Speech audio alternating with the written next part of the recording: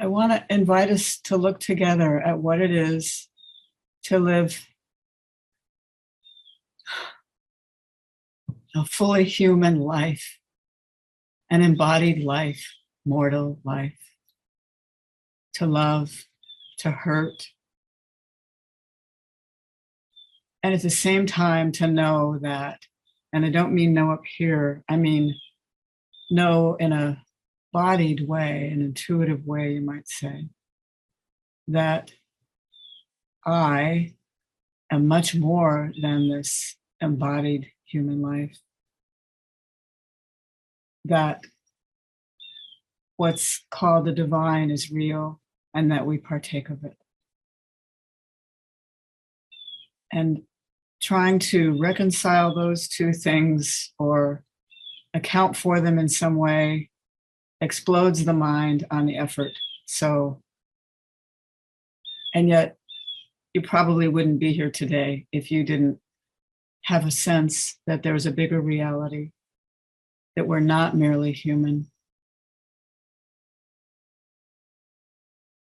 The truest blessing of a human life is when a person can be fully human, but not at the mercy of it, not at the mercy of circumstance. To know, even as we live our physical, aching sometimes lives, that there's a larger truth operative, not something we know here, to feel it. And so in any moment when you become awake, it's a momentary thing only ever, you can feel it, can't you? You can feel yourself, you can feel your here-ness, you can feel yourself being alive.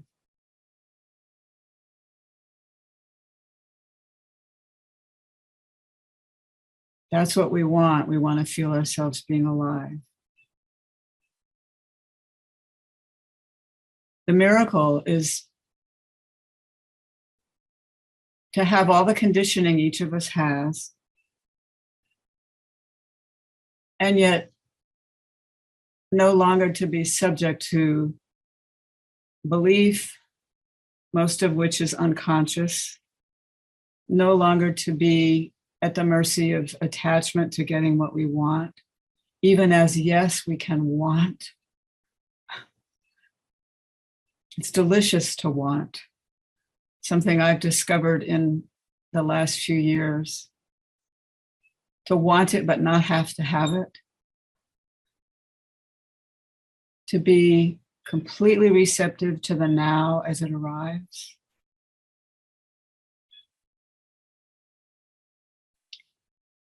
And so, of course, hearing this, anybody who still suffers in the oh-so-human way will naturally say, okay, just tell me how if you can. There is no how per se. And the seeker of any, the mind of any adept seeker who's been at it for a long time understands that.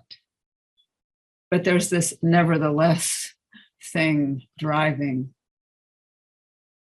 Because something in us always, anyone who's self-aware anyway, anyone who remembers what it was like being a little child,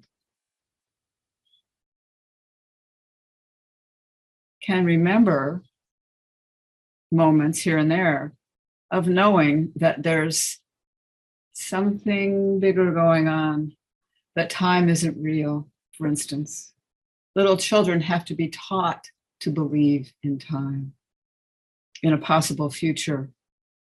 Our well-meaning caregivers, teachers, religious instructors will say to us, you have to do this so that you'll be successful, loved, on and on, safe.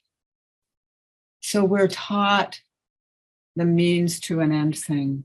We're taught to forego pure immersion in the delicious now for the sake of another now. And that can be a torture to a little kid who knows better. Like, what? This makes no sense.